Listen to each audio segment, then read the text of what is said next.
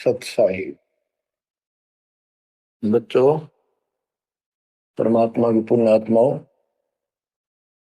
परमेश्वर द्वारा दिए गए ज्ञान को आधार बनाकर जीवन सफल करो।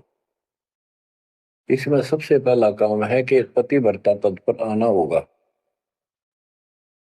यानी अन्य किसी देवता के ऊपर शौपन में भी ध्यान नहीं जावे कि ये सुख उससे प्राप्त हो सकता है।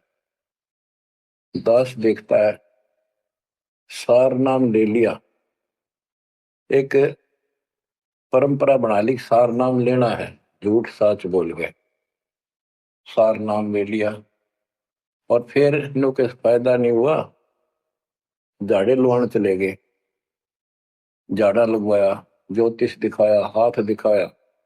आज तो उससे दिन देख लिया जिस दिन तुम नाम तोड़ दिया, झूठ बोल कर सार नाम ले लिया, उसी दिन नाम खत्म है जिस दिन यू लिया, सारे नाम खत्म हो गए आपके।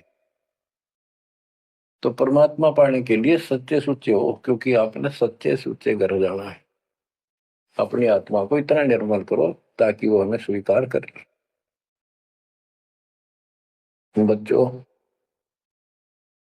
परमात्मा कबीर जी बार बार बताते हैं कि ये संसार अच्छा नहीं है, ये काल का लोक है, इसके अंदर कोई भी सुखी जीव नहीं है 21 ब्रह्मांड में। इसलिए अपने को यहाँ के इस दुख को याद रखना होगा। और ये सच्चाई के साथ है, आपको अभी जैसे जिसको सुख हो जाता है वो सुख में फूल जाता है, जिसने दुख हो जाता है वो उसमें रोआ पिटन में उसका जीवन जाता है। तो बताओ कैसे बात बढ़ेगी? ये ज्ञान आधार बनेगा आपके जीने का और आपके जीवन सफर में आगे बढ़ने का। इसलिए आपको ये ज्ञान बार बार सुनना पड़ेगा।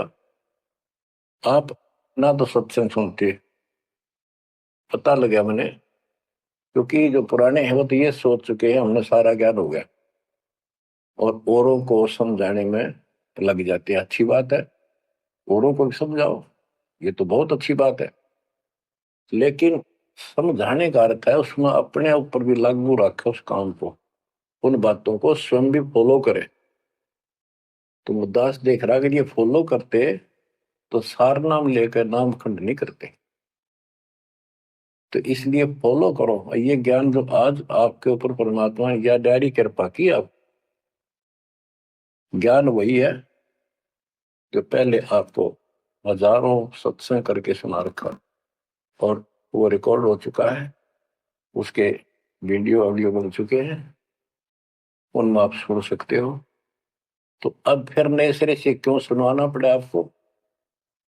आप ढीले पड़ गए थे, आप हल्के में ले चुके थे, सेवा जरूर करते थे लेकिन वह लगन कम हो गई थी। आप तो देखो, आपको परमात्मा बताते हैं कि ये गंदा लोक है, ना कोई रहा ना कोई रहेगा, एक दिन सब चले जाएंगे।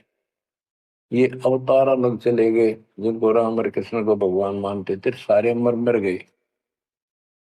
श्री रामचंद्र जी ने सरयू नदी में जल समाधि ली, कति दुखों से दुखी होकर। अंत में जब उसके पुत्र भी विरोधी हो गए, पत्नी सीता जमीन में समा गई, उसको घोर अंधेरा हो गया, वहां से आकर सीधा सरयू नदी में कूद गए और मृत्यु को प्राप्त हुए। श्री कृष्ण जी की मृत्यु कैसे हुई आपको पता है? एक पार दिन तीर मार दिया, उसने विषाक्त तीर के कारण की मौत हुई। और अपने कबीर साहब का सतलोक गमन कैसे हुआ पता है? दो राजा खड़े थे, हजारों सैनिक खड़े थे दोनों के, और दर्शक बहुत खड़े थे, सभी धर्मों के लोग देखने गए थे, देखेंगे मगर मरने वाला कहाँ जाता है। एक चादर नीचे बिछाई, थोड़े सुगंधित फूल एक एक इंच बिछाए, लेट के परमात्मा ऊपर एक चादर ओढ़ ली, ऊपर से आकाशवाणी की कि देखो चादर उठाओ, इसमें मुर्दा नहीं है। शरीर जितने फूलों का ढेर था, और कहा इनको आधे आधे बांट लेना। ऊपर देखा तो परमात्मा ऊपर जा रहे सतलोक। एक तो ये भगवान, ये रियल भगवान, और वो नकली भगवान।